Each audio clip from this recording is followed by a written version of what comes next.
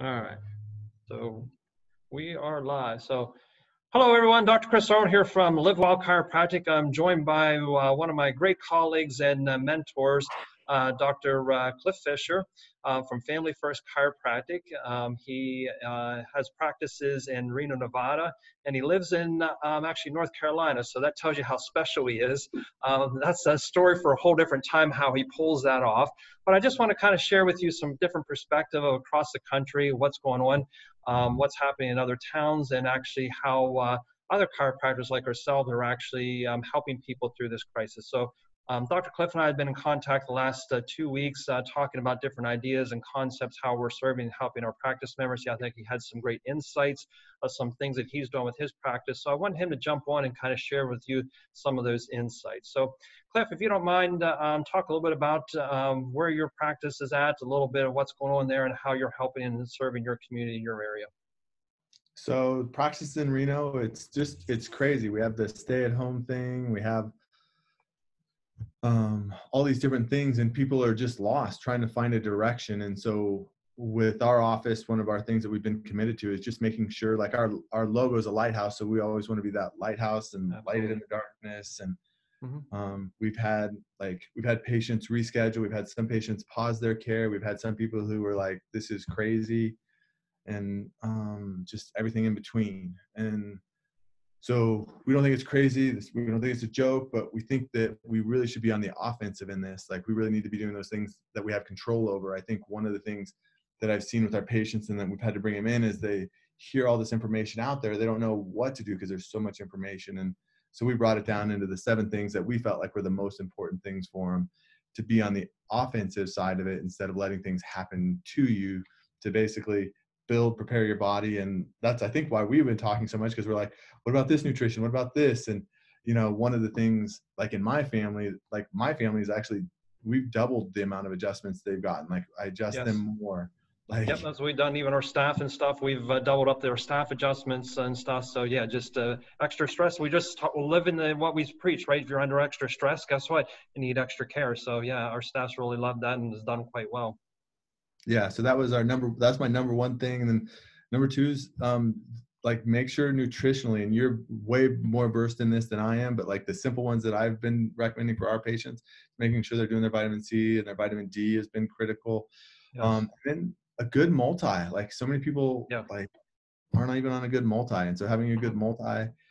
Then the next one, which my wife is Jory, she just does an awesome job. She just makes sure that we're fed right, like whole, good, organic foods from the farm. Like, I still go every week to our farm, get our food, and or our farmer's market. The farmer's market actually closed, which was horrifying for us, because we've been going there for 8 years every weekend. And the farm actually, they just sell from the farm now. And so we were really thankful for that. So we're still able to get our fresh food, staying hydrated. Jory and I were talking a little bit about staying positive, and that rolled right into all that information coming in. And then he's like, well, aren't most people doing 3 and 4 research checks based on what they're reading? And I'm like, hey, I don't know that anybody does that. They hear the headline and they're like, that's right. It's kind of like the fish story too. Every time you tell it, you tell a little bit better than the story you heard. So by the time it gets the whole way around, right, it can be way off from what actually is absolutely the truth and stuff. So yeah, and I know one thing we've been leaning to our practice members is kind of putting it into perspective and stuff. I know there are obviously cases out there, and the numbers are only going to get larger here. But what does that really mean and stuff? What does that mean to you and our community and stuff? Does it mean everyone has it? Is it still just a select few? What does that really do? So instead of jumping at just numbers and stuff, you need to put it into perspective. Yeah, and I think the thing that's weird is, like, I feel like everybody's going to be exposed to this, but yet somehow we're like, oh, we're not going to get this if we do these things. But they're just trying to lower that curve. Yes. So that the hospitals don't overburden, but we're all going to get exposed to this. Absolutely. And I was reading a study yesterday, and I'm still doing the research on it, but they said, out of 1,000 people, who are exposed to this, 1 person is going to be symptomatic. One person out of that 1,000. And so just to put that into perspective, and it's really challenging because my daughter, my mom, and my dad are all nurses, and they are on the front lines right now. Yeah. Wow. And so it's interesting talking to them and just what they're seeing. Um, so I don't know. It's just, I think that the information is scary. And I think the one thing is just to focus on what we have control over. That's what we've been Yes. preaching to our patients and just ourselves. Like, I don't have control over what all these other things are, but I have control over how we're eating, our attitude, what our focus is. Cause like, it's funny because everybody's like, oh, I want more time. I want more time. And now that we've got more time, everybody's like, what do I do with more time? And they're not even Watch, taking advantage of it. watch what you wish for, right? You are actually going to get it. And yeah, and that's what so many people, I've had the same conversation. It's like, oh yeah, I wish I could work from home, and now they can work from home, and they don't like it. I was like, well, that's great. At least you understand now. You can change a different goal, right? You can have something else you can wish for, because it didn't work out, but at least appreciate that and work through it and stuff. So yeah, and I think that's what, back to the control factor, Cliff. And I think that is what I've been trying to talk to all of my patients about is we can't control what's happening in New York City. We can't control what's happening in China. We can't control what's actually happening in Italy and all these other places. But what we do have full control over is our body and our health, right? And that's the Yeah. part is that can be very empowering, because when fear comes from a loss of control. So if we actually can understand our body and our health, then don't have that fear. We know we actually have the potential to have strong immune system, strong health. That's something I've been preaching to my patients too, is we've been training for this, right? We've been training this, we've been made for the last 6 months, 3 years, or 10 years, right, to these times in crisis. And I know your body is trained really well. You've done all the steps that I'm telling you to do. You're going to be perfectly fine. Your chances of developing this is not going to be 1 in 1,000. It's going to be 1 in a million, right? So it's just going to up your ratio even much more. So yeah, it's just following through all those things. So perfect. I appreciate you sharing that. So what other things are you sharing that you think would be beneficial? Honestly, I feel like we're paying a price that we've been making bad decisions for 30, 50, 100 years. I don't know how long, maybe longer than that, but like Yes. my whole lifetime, like we haven't been eating right. We haven't been, having the right attitude. We haven't been, doing the right things, exercising right, getting the proper amount of rest, having a good attitude, and all those, it's kind of coming up on us versus like if we'd been doing those right things, these pandemics would, just like you said, instead of being 1 in 1,000, it's 1 in a million. Mm-hmm. And so just preparing your body. One of the biggest things like Jory and I have talked about is my wife is we've been talking about to be present with what is. Like we've been taking Mm-hmm. more walks. We've been, having different conversations about our girls. Like she is so excited because she's CEO of our family. So she's home with our girls. And our oldest daughter, Jayla, she's 17 and she goes basically from 7 a.m. till about 12 p.m. on busy from dance, Yes. school, homework.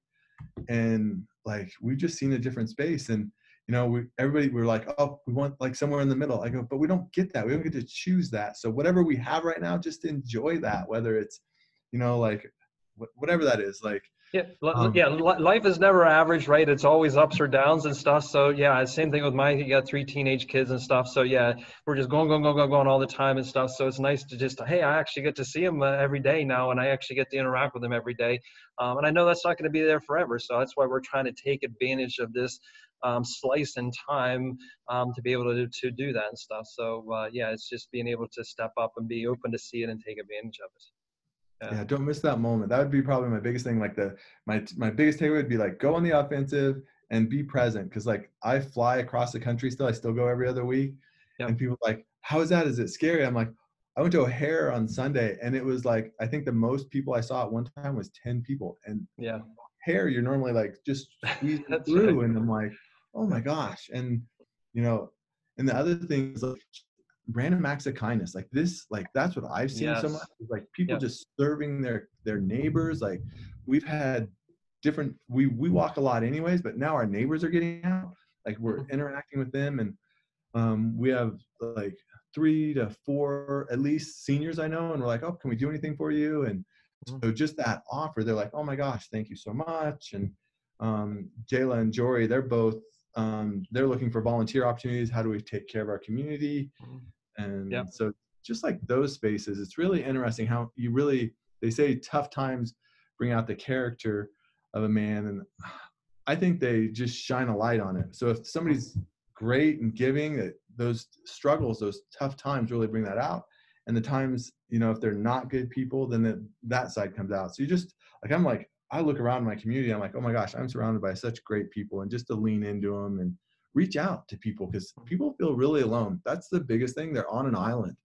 Mm-hmm. And we've had several patients, like I've been seeing for 20 years, they said, oh, we can't come in today. I said, I totally understand. I call them and they're telling me everything. And I'm like, oh, well, we have this whole isolation room. We created an isolation room where you can get into and out of without going anywhere in the office. And so Yep. some people really appreciated that. And then we have other people who are, I'm a big hugger, so they're still giving hugs. And so just honoring that space. And I know there's some controversy on that. And Yeah, so, and that's kind of what we're doing. We're just honoring each person's space too. Yeah, I have a lot of people that are still hugging me, and they want that because they think sometimes that's the best part of their visit. So I appreciate that. And other people want the distance, and same thing too. We're having late hours or early hours to get people in and out when there's not as many people in the office and stuff. So that's why I wanted to just to kind of wrap this up. And just one more thing and stuff from you, Cliff. If someone does have a concern about coming in and getting adjusted, what are you talking to them about? Maybe the benefits of why they should maybe come in versus the risk of actually being maybe considerably be exposed. yeah. So for me, I go right to our isolation room, and like if their concern is just being exposed and they're staying indoors, the problem is when we get adjusted, it upregulates our immune response. It Yes. upregulates or downregulates our stress response. Yes. So our body's a better version. Mm-hmm. And our office, just like your office, we're wiping down tables. We're making sure we're putting more time in between everybody. Like, Yep. and then when they talk about how you get this disease, it's actually you have to touch something and touch your face or mouth, or have to have it coughed into your space. Yeah.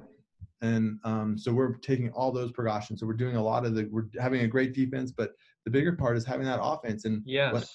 I see is people will say, oh, I have a great defense, I'm okay. But then what happens is they start giving up little pieces like, oh, I'm not walking, I'm not exercising, I'm not eating right, I'm not getting adjusted, all those things. Then we lower, and then we become more susceptible, and it goes sideways.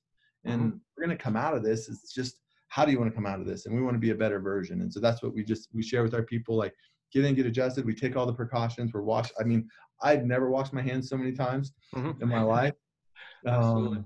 And so we're making sure we're doing all the right things here to keep them safe and they're Mm-hmm. not exposed. But honestly, at some point, we're all going to be exposed to this. And I want to make sure my body's in a good place to be exposed to it. Yep.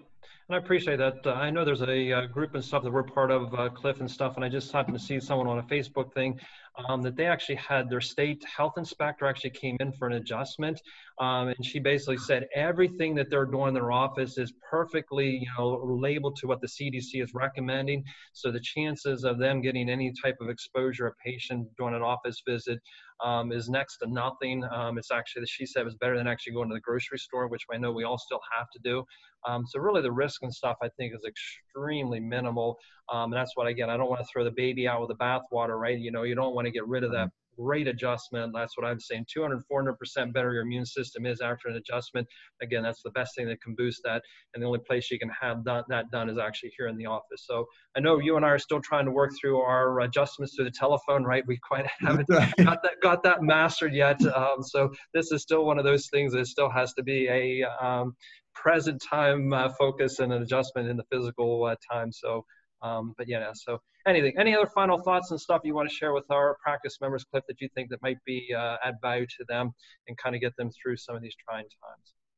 I think the biggest thing, if I was to, like, what I hear from people is just communicate with your office. Like, just, even if it's not to show up, but like, even just to have a phone call with you. I know like some patients still have not come in, but they'll we still have the conversation. Yes. And I think that brings an amount of sanity.